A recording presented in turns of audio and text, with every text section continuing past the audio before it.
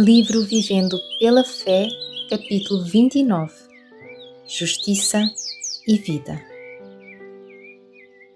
Embora o Evangelho seja um grande mistério, ele é muito simples. Alguns princípios facilmente compreendidos abrangem cada etapa. Apenas 2 fatores precisam ser compreendidos, a saber, a sua necessidade e a capacidade e disposição de Deus para suprir essa necessidade. Em primeiro lugar, você descobre que é um pecador. Como está escrito, não há um justo, nenhum sequer. Não há ninguém que entenda. Não há ninguém que busque a Deus. Todos se extraviaram e juntamente se fizeram inúteis. Não há quem faça o bem. Não há nenhum só.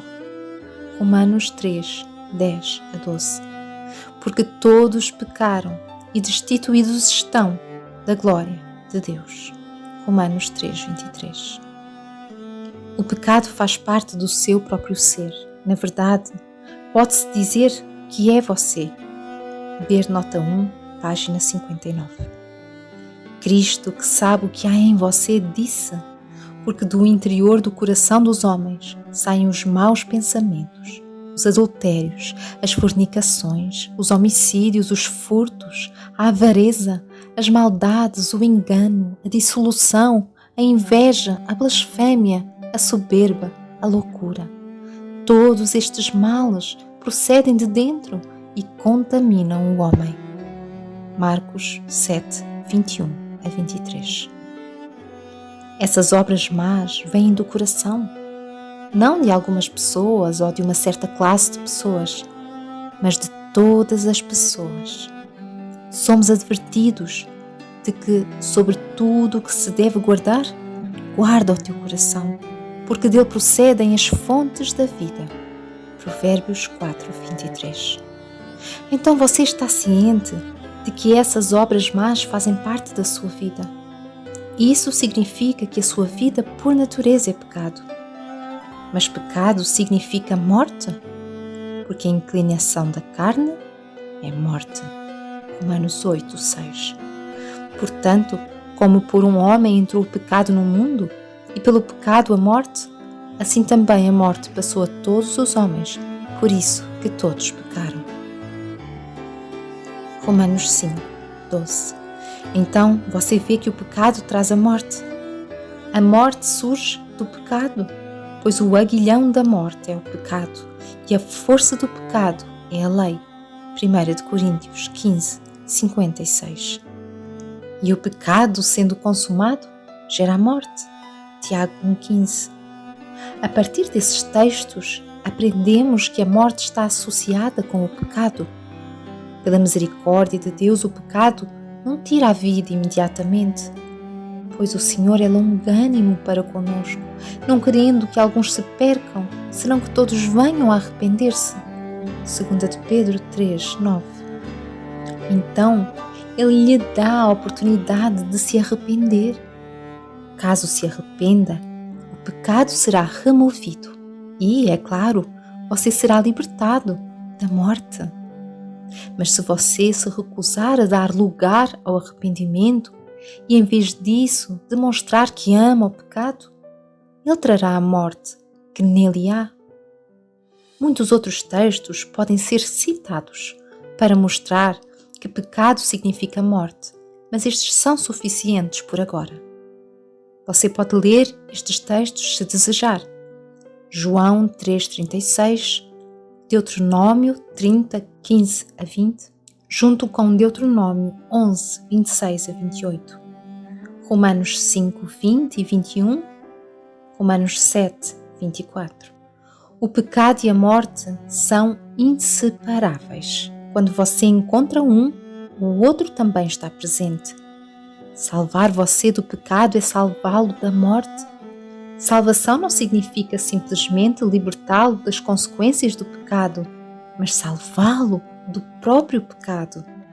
O plano da salvação não é, como algumas pessoas pensam, um esquema pela qual você é livre para pecar o quanto quiser, acreditando que uma profissão de fé o salvará das consequências dos seus atos errados. Pelo contrário, é um plano para libertá-lo completamente do pecado, a fim de que você não morra. Assim como você não pode morrer sem ter pecado, do mesmo modo, você não pode ter vida sem ter justiça. Mas onde você pode obter justiça? Você não pode obtê-la de si mesmo, pois você não tem nada mais do que pecado em si mesmo. Porque eu sei que em mim, isto é, na minha carne, não habita bem algum, e com efeito o querer está em mim, mas não consigo realizar o bem. Romanos 7,18. Porquanto a inclinação da carne é inimizade contra Deus, pois não é sujeita à lei de Deus, nem em verdade o pode ser. Portanto, os que estão na carne não podem agradar a Deus. Romanos 8, 7 e 8. Visto que toda a sua vida é pecado, fica claro que a única maneira de se obter bondade é recebendo outra vida. Isso é o que o Evangelho oferece.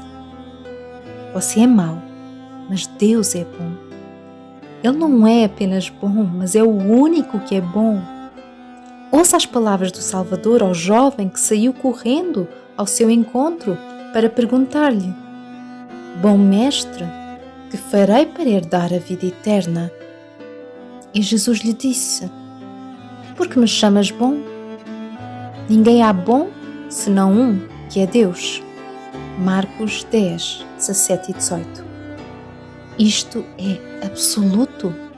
Não exclui Cristo, pois Cristo é Deus. João 1:1. E Deus estava em Cristo. 2 Coríntios 5:19. A vida do Pai e a do Filho são a mesma. Ver João 6:57. Não existe bondade fora de Deus. Bondade não é um sentimento, mas algo real. Não pode haver bondade sem ações. Ela não fica por aí flutuando no ar, como o perfume das flores.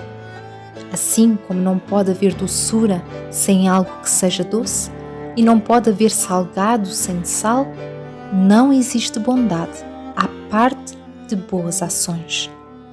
Todos os caminhos de Deus são justos e bons. Os seus caminhos são sucintos, mas detalhadamente definidos em sua lei. Fez conhecidos os seus caminhos a Moisés e os seus feitos aos filhos de Israel. Salmos 103, 7. Bem-aventurados os retos em seus caminhos, que andam na lei do Senhor. Salmos 119, 1. A lei de Deus descreve os seus caminhos e todos os seus caminhos são justos. A sua lei é chamada de sua justiça. Então lemos em Isaías 51, 6 e 7. Levantai os vossos olhos para os céus e olhai para a terra embaixo, porque os céus desaparecerão como a fumaça e a terra se envelhecerá como roupa e os seus moradores morrerão semelhantemente. Porém, a minha salvação durará para sempre e a minha justiça não será abolida. Ouvi-me, vós que conheceis a justiça, povo em cujo coração está a minha lei. Não temais o opróbrio dos homens, nem vos turbeis pelas suas injúrias. A lei de Deus é a sua justiça, e a sua justiça consiste em obras vivas. Portanto, a lei de Deus é a vida de Deus. A sua vida é o padrão da justiça. Tudo o que é semelhante à sua vida é certo e tudo o que difere da sua vida é errado. Você não é deixado na ignorância a respeito do que seja a vida de Deus, pois Ele a viveu na terra, na pessoa de Jesus Cristo. A lei de Deus estava em seu coração. Salmos 48. E do coração procedem as saídas da vida. Portanto, a lei de Deus era a vida de Cristo. O Espírito do Senhor estava nele. Lucas 4:18. E onde está o Espírito do Senhor? Aí há liberdade. 2 Coríntios 3,17. Portanto, a vida de Deus em Cristo é a lei perfeita da liberdade. E se você atentar a isso de forma contínua, serás bem-aventurado. Aquele, porém, que atenta bem para a lei perfeita da liberdade e nisso persevera, não sendo ouvinte esquecediço, mas fazedor da obra, este tal será bem-aventurado no seu feito.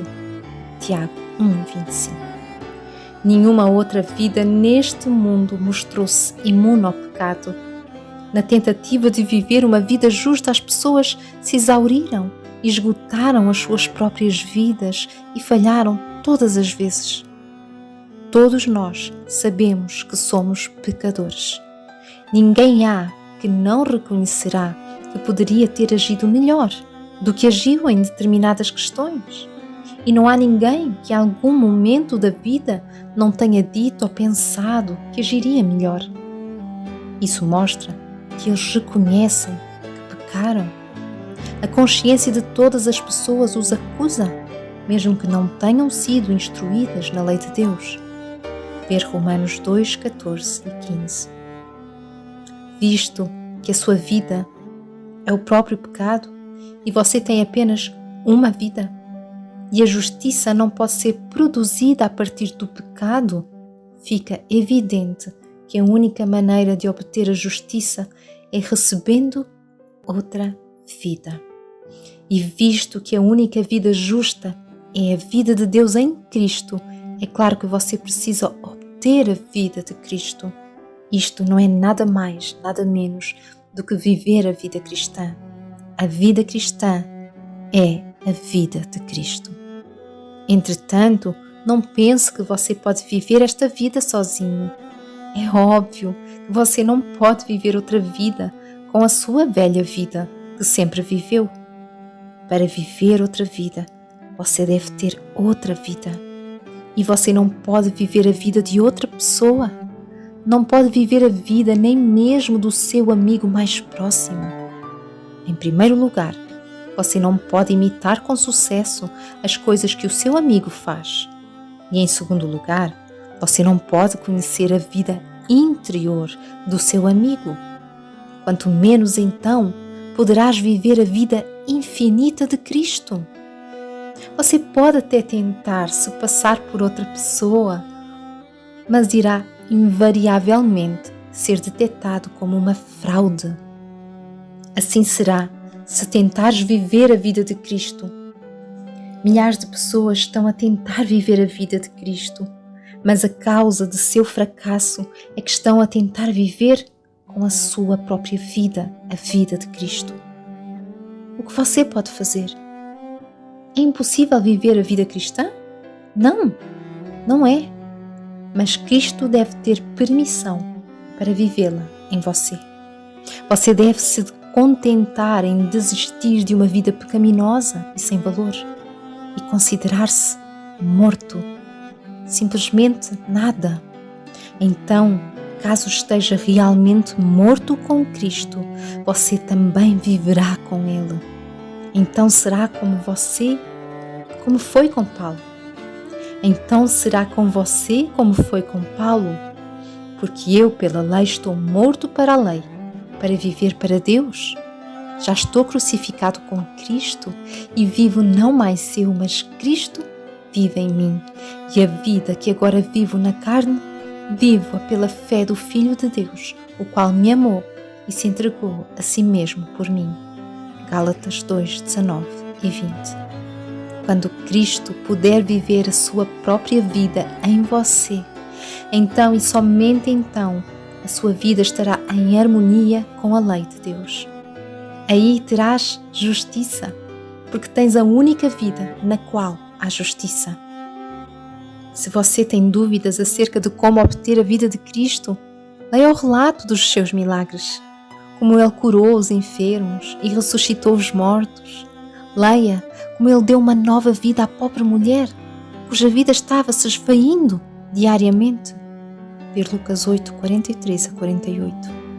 Leia como Ele deu vida a Lázaro e ao filho do oficial do governo. Entenda que a sua palavra é uma palavra viva, com poder para te dar vida à medida que você a recebe com fé. Entenda que a vida de Cristo se encontra na sua palavra, de forma que quando você ouvir e crer, o próprio Cristo habita em seu coração pela fé. Efésios 3,17. Permita que estas coisas sejam realidades vivas e certamente terás vida por meio do seu nome. Amém.